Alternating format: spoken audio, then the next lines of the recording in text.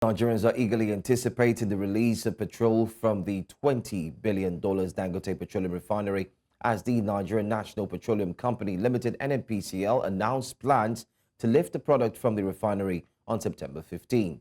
NNPCL, however, emphasized that petrol prices will be determined by foreign exchange rates and market forces due to the deregulated nature of the market, while assuring the public of a significant petrol supply boost this weekend with vessels already offloaded. The federal government ruled out any plans to fix the price of premium motor spirit. NNPCL noted that foreign exchange challenges have been a major factor driving petrol price fluctuations, which are now regulated by free market dynamics under the Petroleum Industry Act. In the meantime, the federal government has assured Nigerians that premium motor spirit PMS, commonly known as petrol, will be available nationwide before the weekend. The federal government gave the assurance through the Minister of State for Petroleum, Heineken Lokobiri, on Thursday, who addressed reporters at the State House after a meeting with Vice President Kashim Shettima at the presidential villa in Abuja. The meeting was convened by the Vice President and included the Group Managing Director of Nigerian National Petroleum Company Limited, Mele Kyari, and National Security Advisor, Nuhu Ribadu. Thank you very much. Summoned by the Vice President, who was directed by Mr. President to summon this meeting. And we've been with him to brief him what is going on across the country. And what is important is for us to convey to Nigerians that the President is empathetic about what is going on in the country. He's concerned about the hardship of Nigerians, and that was why he directed the Vice President to call this meeting, for us to reflect on what is going on in the country. What is important is that products are available in the country. And we believe that between now and the weekend, there will be availability of products across the length and breadth of the country. The price could be high in some other areas, much more. Higher in some other locations, in some locations much more than, other areas. But we believe that by the time, there is availability of products across the country, the price itself will stabilize. But what is important is that government is not fixing prices. This sector is deregulated, and we believe that with the availability of products, the price will find, its level. And this is important, for Nigerians to know. The summary is that President is empathetic about what's going on. That's why he directed this meeting. There is enough product in the country to be able, to meet the demands of Nigerians, so there should be no panic buying. And we also believe that the Nigerians need to know that government is not fixing prices. I think that is what, I want to convey to Nigerians. Well, still on the fuel scarcity crisis, Nigeria is currently grappling with one of its most severe petrol shortages in recent memory, a crisis that has not only disrupted daily life, but also sparked significant economic concerns. For the past 8 weeks, Nigerians have faced considerable challenges in accessing petrol, resulting in long queues at petrol stations, many of which have been forced to close due to none or insufficient supplies. News Central's correspondent Juliet Rowland compiled this report. Ongoing fuel scarcity in Nigeria has triggered a dramatic rise in prices, making it increasingly challenging for both individuals and businesses to buy the fuel they need. Many motorists now find themselves waiting for hours and in some cases even days just to fill up their tanks or buy what they can afford. These prolonged waits have become a common sight across Africa's most populous nation. Everything don't cost. As far as cost, motor, if you want to enter bus down, going to anywhere now. If instead we enter 200 naira bus, go anywhere we are going. They don't turn out to 500. If we reach any filling station, if you don't see queue for that place or plenty people for that place, you will buy for either 1,000 naira or 1,100. As petrol prices keep rising and availability declines, the consequences of this crisis have gone well beyond simple inconvenience to actual disruption of transportation, commerce, and everyday life. Now in many cities in Nigeria, numerous buses and taxis remain off the roads, leaving many commuters stranded and forcing them to walk long distances or pay inflated fares. I stay in a redemption camp. From redemption camp to Bega before is 400 naira 500.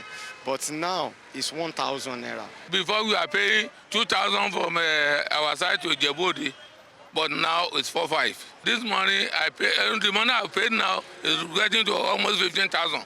Business owners are also feeling the impact of the ongoing fuel crisis, with the inconsistent electricity supply and their generators' Oliver Twist need for fuel. Many are finding it increasingly difficult to keep their businesses operational. The inability to access affordable fuel not only hampers their day-to-day operations, but also places their financial stability at risk. We are buying fuel inside our generator. The price that we are buying the fuel is too much. It's really affecting us, honestly.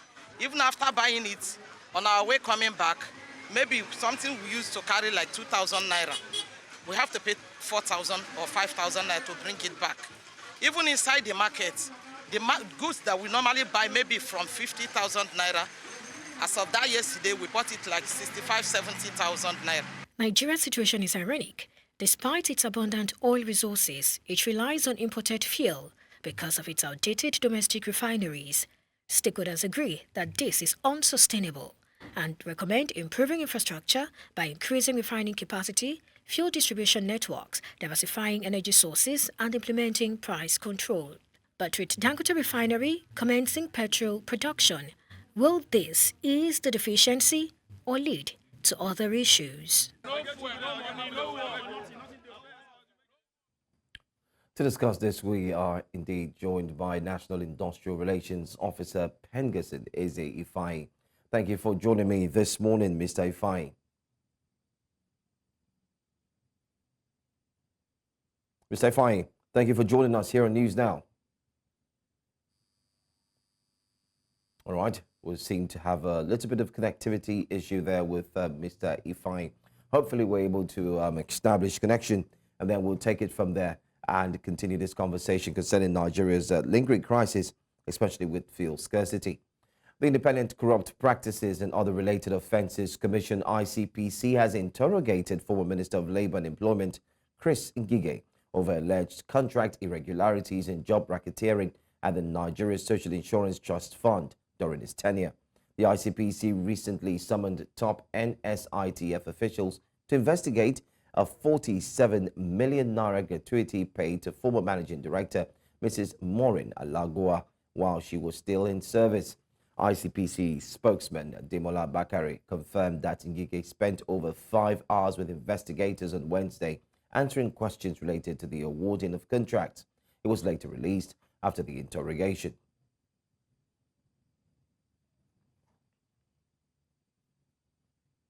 Away from that, the Bauchi state government says that it has reduced the number of out-of-school children in the state from almost 2 million to less than 1 million children, saying this has been possible through a coordinated approach to improve education in the state. The secretary to the state government, while dismissing allegations of non-performance and failing to fulfill its promises to citizens of the state, says that the state government has performed exceedingly well in the areas of infrastructure, education, tourism, and ensuring peaceful coexistence between citizens of different faiths. Our correspondent Amadine Uyi reports. With almost 12 million in population, Bauchi is one of the largest states in the country. Also the home of the popular Yankari Game Reserve. Bauchi is the 5th largest state in the country in terms of landmass. While the state has come under the spotlight in recent times, the state government says that much has been achieved in the area of education, especially basic education, as the number of out-of-school children has been reduced to less than 1 million children. Bauchi State is doing everything it can, and we are still doing it. In our response to the allegation that we have 1.6 million at 2019, we showed that we have reduced it now to 700,000 because we have built schools. We have, in conjunction with the UBEC, the Universal Basic Education Commission, we have our own BASEC in Bauchi State that is also doing that. We are building schools, functional schools. We're training our teachers, and that's why Bauchi is getting a lot of support from the international and multinational donor agencies. The secretary to the state government spoke to News Central Television, saying that much is being done to improve access to healthcare through investment in the state's primary healthcare sector and the building of capacity of healthcare personnel. We have one functional public health center in each of our wards, and we have 323. And we have gone beyond that. We also have a revolving fund where our monies are made available for the drugs and is sold to people, and then the money is being used again without the intervention of government to buy further drugs. So our primary health centers are functioning. He adds that the state government is already making plans for the future and has ensured that politics does not stall its development. The council approved a 10-year development plan for the state. His Excellency's vision have been encapsulated right from even before he became governor in my Bochi Project 1, and then upon his election, Bochi Project 2. And now we have approved a 10-year development plan. So you can see his vision is far beyond his tenure as a governor. The secretary to the state government further adds that much has been achieved in the area of inter-ethnic and inter-religious collaboration, saying citizens of all faiths are welcome to reside in the state. In Abuja for News Central, I am Amadine Uyi. Away from Bauchi State, let's take a look at a national issue concerning the current fuel crisis bedeviling the situation in Nigeria. I do have with me now the National Industrial Relations Officer, Pengasin Ezefai, joining me. Good morning. Thanks for being here. Good morning for having me. Thank Right. you very much. Good. So how will the anticipated release of petroleum from Dangote Refinery, how do you think it will actually impact the current fuel scarcity in Nigeria? What are your thoughts? It's a good thing that actually we are producing fuel in this country presently, whether it's by a private organization or government, but at least we are producing petroleum products. It's going to reduce fuel scarcity if there is going to be a regular supply. The company Dangote Refinery having regular crude and refining regularly, producing optimally, is going to reduce the fuel scarcity, because what it means is that regularly the fuel will be available within the country and it will be easy to get to the points where it will be dispensed. We don't need to go through the logistics of weather, rough weather, trying to offload and the distance, bringing the commodity down to the country. All right. But let's take a look at one major factor that everyone seems to be talking about, and that's got to do with the regulated market dynamics. We did hear from the NNPCL that they would not be fixing prices. Dangote Refinery itself has said prices will not be fixed under the refinery, under Dangote Refinery. But then again, what's your take on pricing, and how do you think this will be heavily impacted upon, especially looking at the statements made from Dangote Refinery itself and, of course, NNPCL? Yeah, it is going to be a huge one, in the sense that the dynamics are not they are not doing well for us here. For instance, if we have our public refineries working now, and we have enough fuel coming from it, there will be this competition. It's not going to be a monopoly. That's the first thing we have to grapple with. And secondly, we are talking about dynamics of the cost and the stability of our naira, which will determine the cost of pricing the fuel, because it's still being priced at international rate. So it's going to be a very difficult one for the country. And for Pengasin, I will tell you that Pengasin is not against deregulation, but not at the present conditions which we have, and which has to do with the high dollar rates, and the inability of our refineries, our public refineries to work. And we are looking at even the other infrastructures like good road. There is no proper system of transportation in this country, unlike the other countries where this is being practiced. For instance, we have rail services helping people organize transportation, but we don't have any of that here. So it's not going to be easy for us. And there is no country that don't subsidize energy for the citizens. So I believe government should have a second look at this and see a way to make sure that there won't be hyperinflation of the price of the commodity, because Dangote Refinery is a private refinery and is into business. So, and there may be middlemen in between the dispensation of the fuel to collecting points or to pump points. So we really have to. It's something that government should look into. All right, Mr. Ifeanyi, just a few hours ago, Dangote himself had said that petrol is ready. He's waiting for the NNPCL to pick up and carry out the initiation to ensure that petrol is circulated in different parts of the country. How ready is Pengasyn now to ensure that there's distribution of fuel, especially from the Dangote Refinery? How ready is Pengasyn? Yeah, Pengasyn and Nupen, we are in Dangote Refinery. Incidentally, the very day the production commenced. And we are doing all this to get adequate information and to give them our own idea. Like we are looking at Dangote Refinery having the trucks to take the product to the various points, having tracker, so that we know where they are and where they've dispensed the fuel. And we put our members to continue checking and monitoring the trucks, because the good thing now is that we are not using tank farms. We shouldn't be having all those bottlenecks. So if NNPCL are doing their own part and the union too, we support them, I believe that the fuel will be available. But what we are grappling with for now is the cost. How are we going to make sure that the cost is affordable for the masses? All right.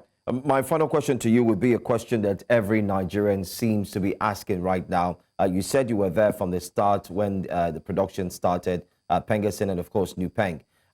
The color we saw on the bottle that was presented to members of the press on the quality of fuel or the premium motor spirit, what can you say about that? Many said it's so white like water. What's your take on that, especially from a Pengasyn point of view? Is it the actual thing? And is it true that it would help engines last longer? These are questions everyone seems to be asking. Yeah, it's a top quality when you look at what quality of fuel should be. And I think what Dangote said is right. But the only concern we have at times, is that when you have products that are white and you're using it in a community, in a country, it may be a problem because you're looking at safety.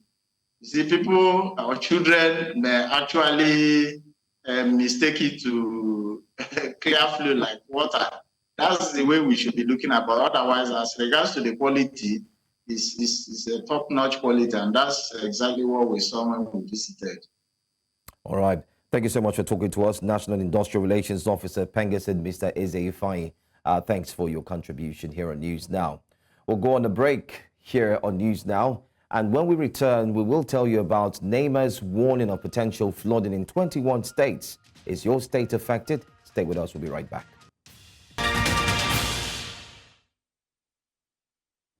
And thanks for staying with us. The federal government has forecasted 5 days of rainfall that could trigger flooding in 21 states and 123 locations across the country. According to the National Flood Early Warning System Center of the Federal Ministry of Environment, communities downstream of River Benue are advised to exercise caution.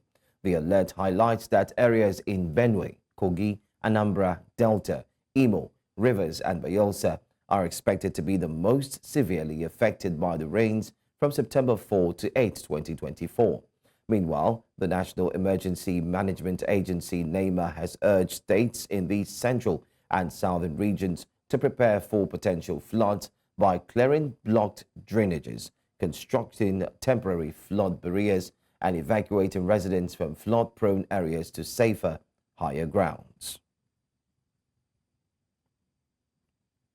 And let's move on now to security matters. The governor of Borno State in Nigeria's northeast, Professor Babagana Zulum, has announced that the insurgency in the region has indeed decreased by over 90%. The governor used the occasion of a courtesy visit by the National Assembly Committee on Reformatory Institutions to highlight the substantial improvement in peace and security since the peak of Boko Haram's control over 22 local governments.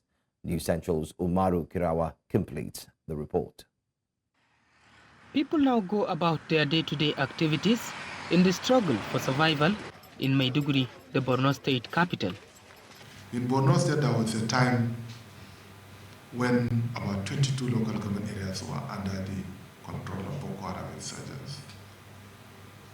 There was a time when out of the 4 major roads that we have in the state, only one was working. The road between Maiduguri to Kano. All other roads were closed down. Our airport was closed. No telecommunication in Maiduguri. But we thank God, with the help of the Almighty Allah, we are coming back to our feet, and the insurgency has now been reduced by over 90%. Maiduguri is more peaceful than Abuja. You can walk out 2 o'clock, 3 a.m., nothing will happen to you, inshallah. I've done so much in the areas of peace building, social cohesion and stability. We reduce the trust deficit between the population and the government, which is very important. People have faith in the government of Borno State now. The ongoing collaborative efforts of security forces, local vigilantes, and communities saw this turn around. There's a mismatch between our graduates and the labor market. The only way we shall get out of this crisis is to ensure that the younger ones are given these skills so that they can earn their means of livelihood by themselves. National Assembly Committee on Reformatory Institutions are here to discuss areas of collaboration to improve correctional services.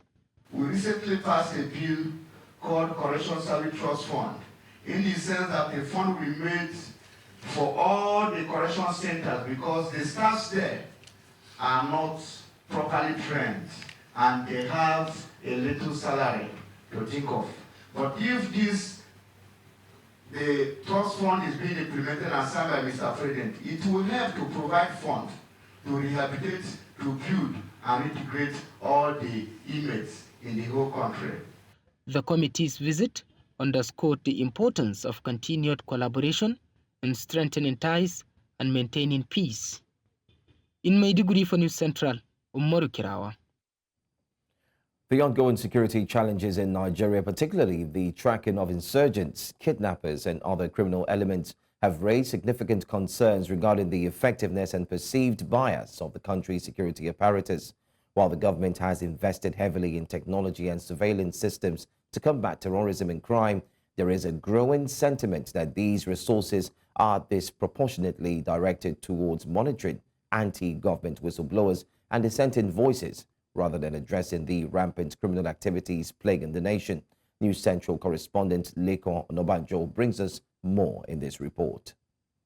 Between 2014 and 2024, several reports reveal that between 33,000 and 35,000 people have died as a result of insurgency, banditry attacks and abduction, amongst others. Over 7,000 have been kidnapped, with several others missing.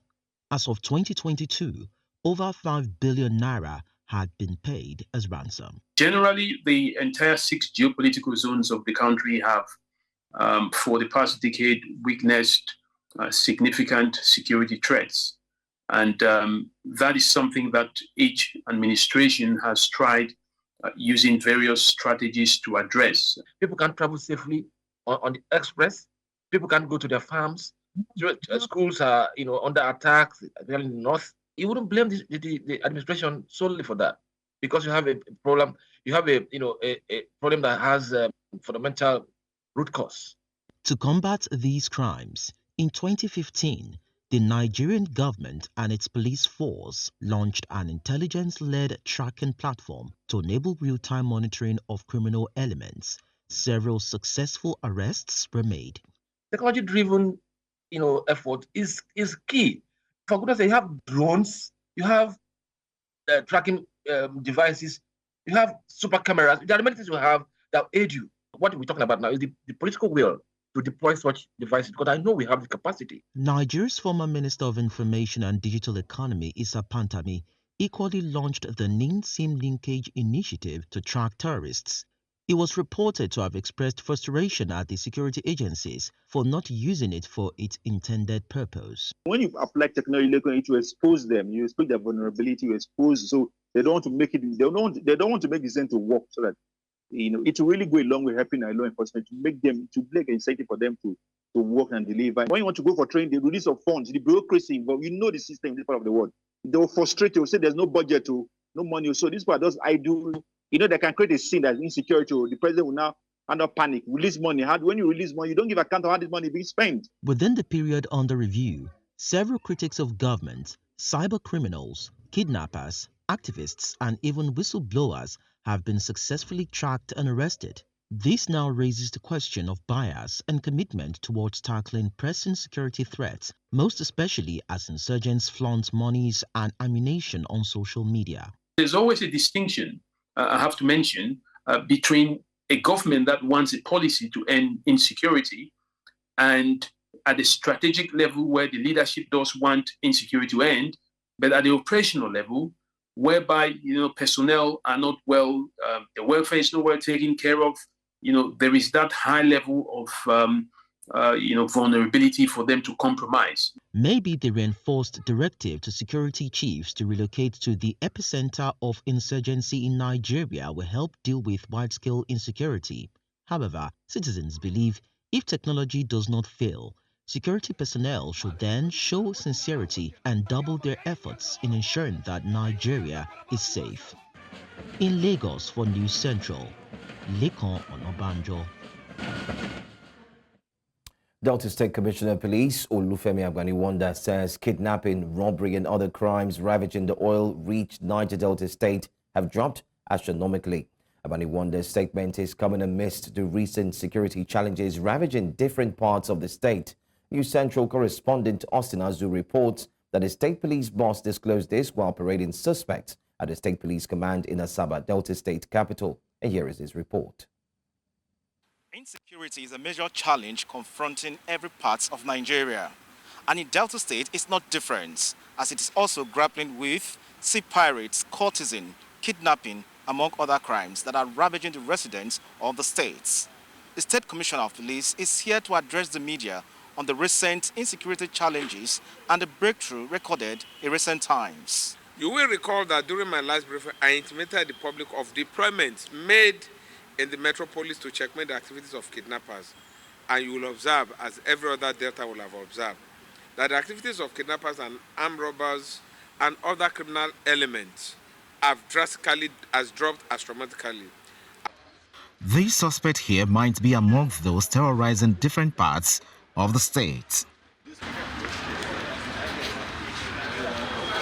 Speaking of the recent failed kidnapped attack on a lawmaker's wife in Efrun, where 2 police officers and a driver were killed, the commissioner said investigation is ongoing to bring the suspects to book.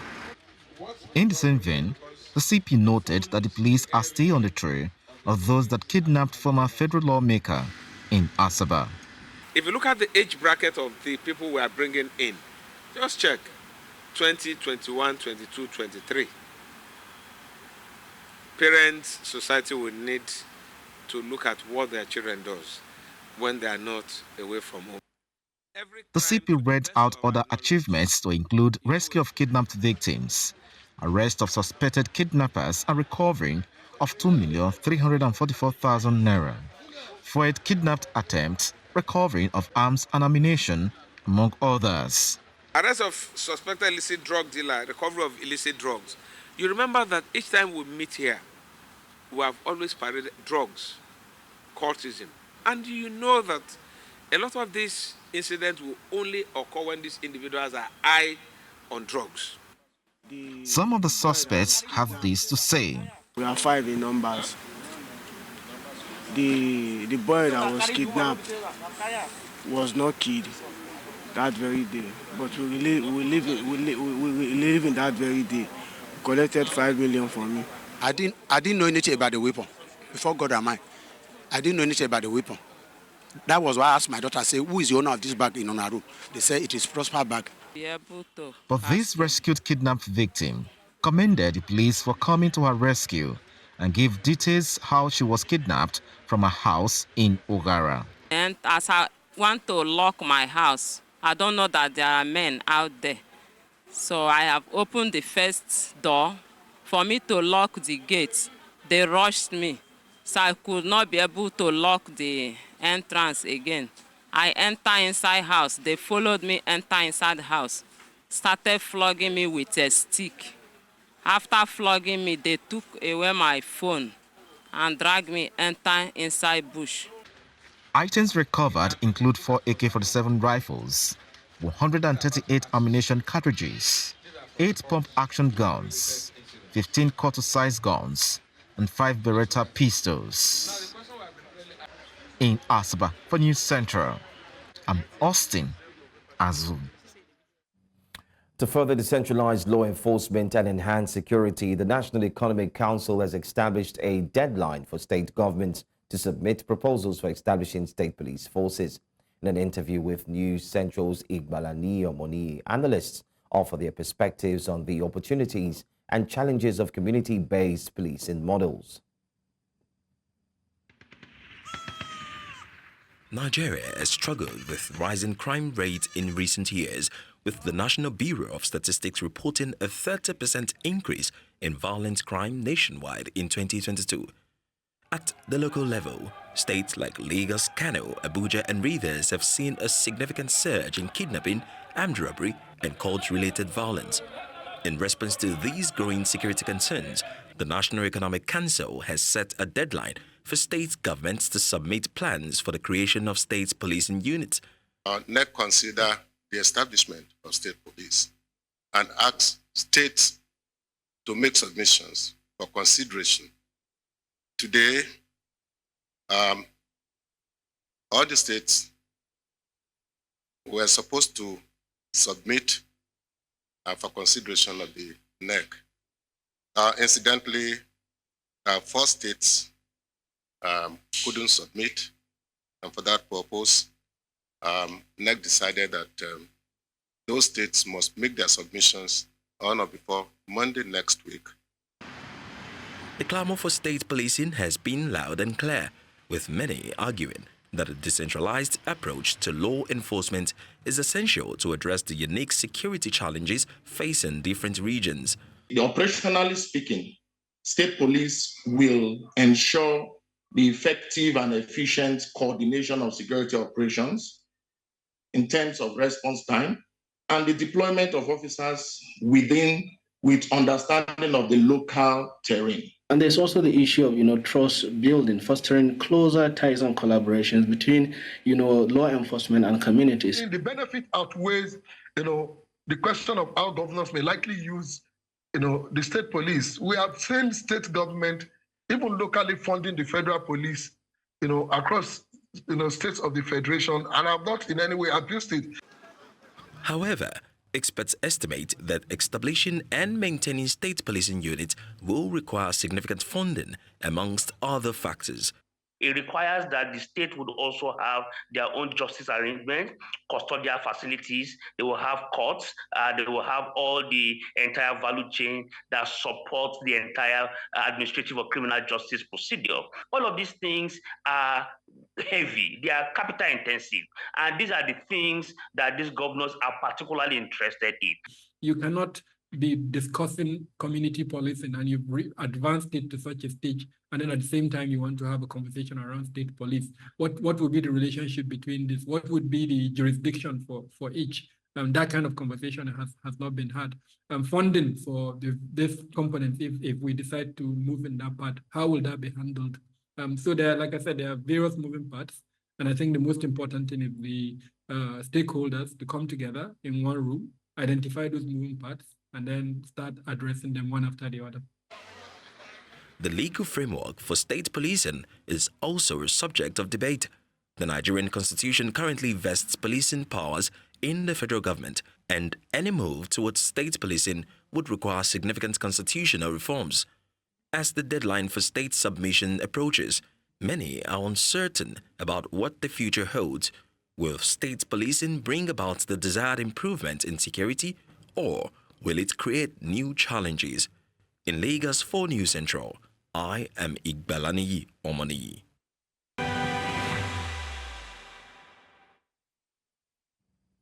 As the war continues to take a catastrophic toll in Gaza, children are the most affected with lack of medical facilities and enough doctors and specialists. Those with complicated medical conditions are left more vulnerable. Around 5,000 people have been evacuated for treatment outside Gaza, with over 80% receiving care in Egypt, Qatar, and the United Arab Emirates. South Africa has also received those who need medical care after being evacuated from Gaza. Since October 7, 2023, life has changed beyond recognition for the 2.2 million people living in the Gaza Strip. While children are always the innocent victims of any violent conflict or crisis, the impact of this war on children is unprecedented, with over 17,000 killed, over 20,000 missing, 10,000 more that are displaced, separated from family, trapped under the rubble, and many who have not been identified, not being collected as well.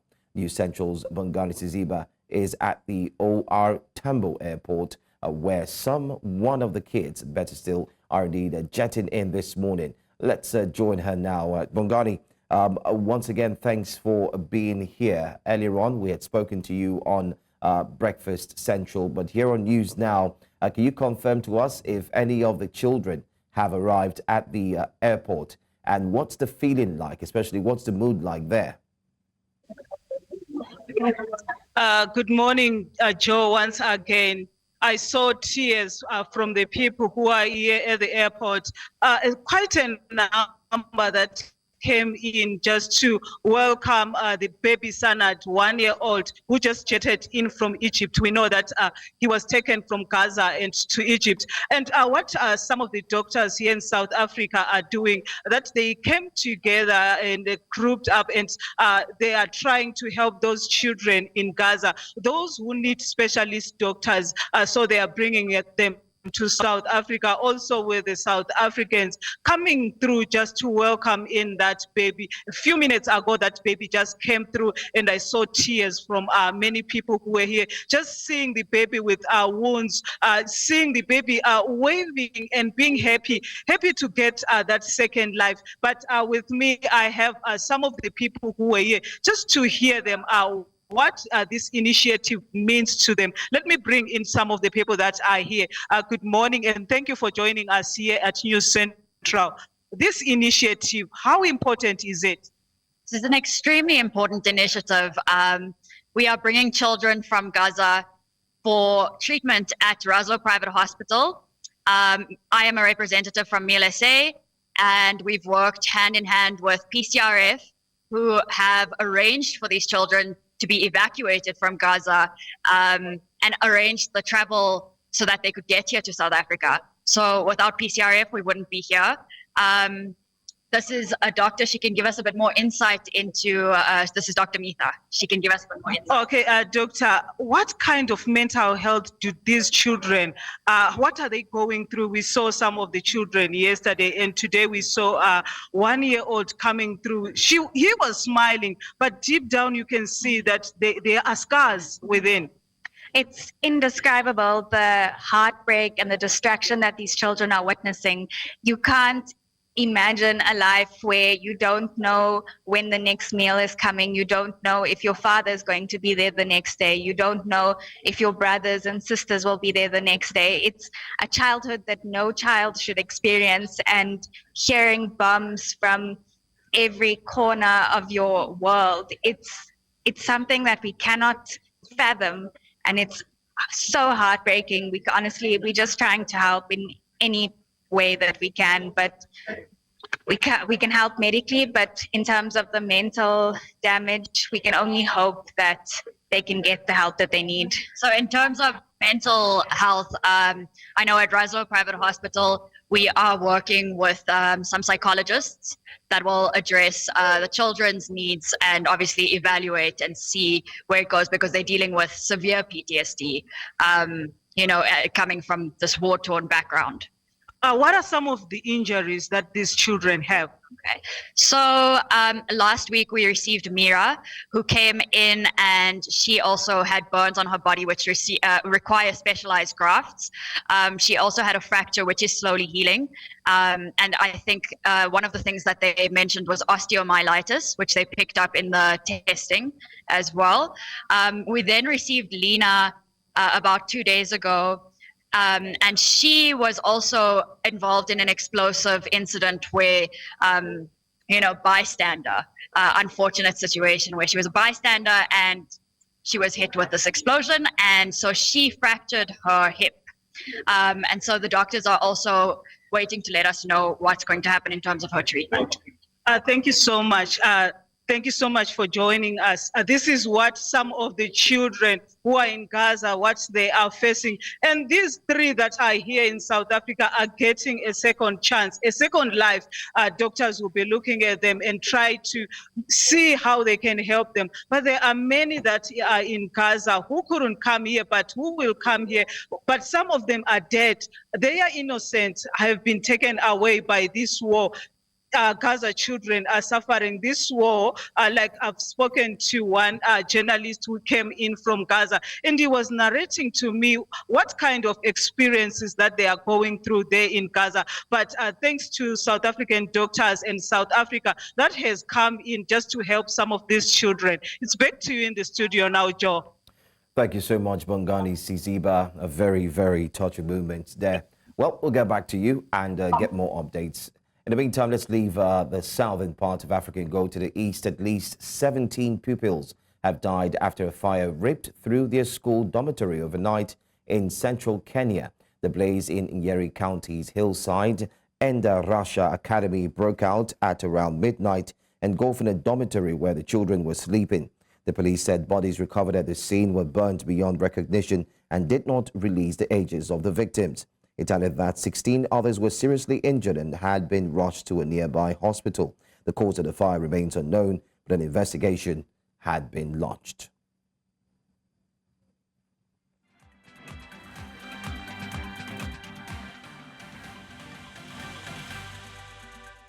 Sports Update, brought to you by Konoy.